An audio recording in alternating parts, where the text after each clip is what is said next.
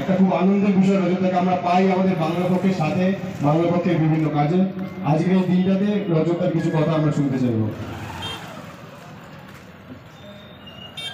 জয় বাংলা।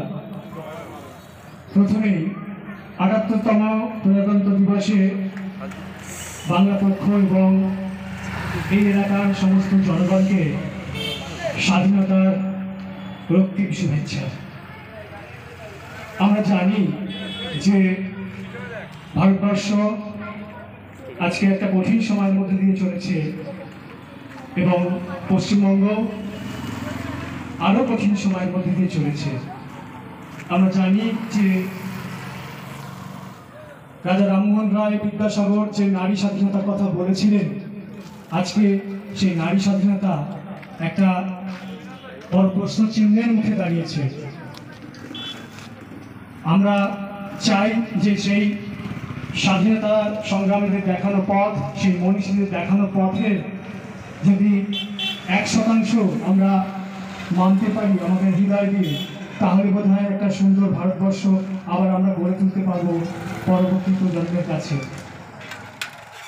আমরা শুধু স্বাধীনতা দিবস উদযাপন নয়, আমাদের দেশকে একদম মায়ের মতন যদি ভালোবাসি, আমরা যদি দেশের জন্য 1%ও কিছু ভাবি, তাহলেই মনে হয় এই স্বাধীনতা যে উদযাপন তা সার্থক হবে।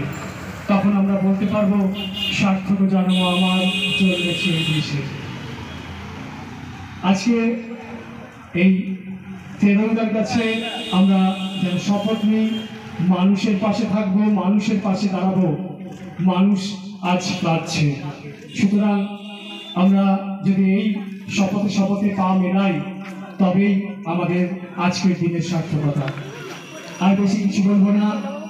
সকলে ভালো থাকবেন এবং আমাদের এই দেশ মাতৃকাকে আজকে উজ্জ্বল করে তুলবেন ভবিষ্যতের প্রজন্মের কাছে, এইটুকুনি প্রার্থনা করে বাংলা পক্ষকে আরেকবার আমার তরফ থেকে, আমার রায় পরিবারের পক্ষ থেকে ধন্যবাদ জানিয়ে আমার বক্তব্য শেষ করছি। নমস্কার। ধন্যবাদ ডক্টর রাজীব রহমান রায়কে।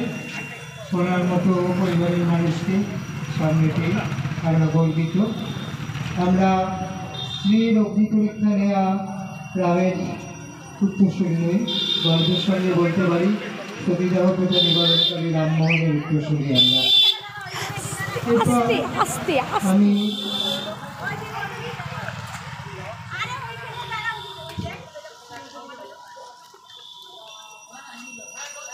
Yeah,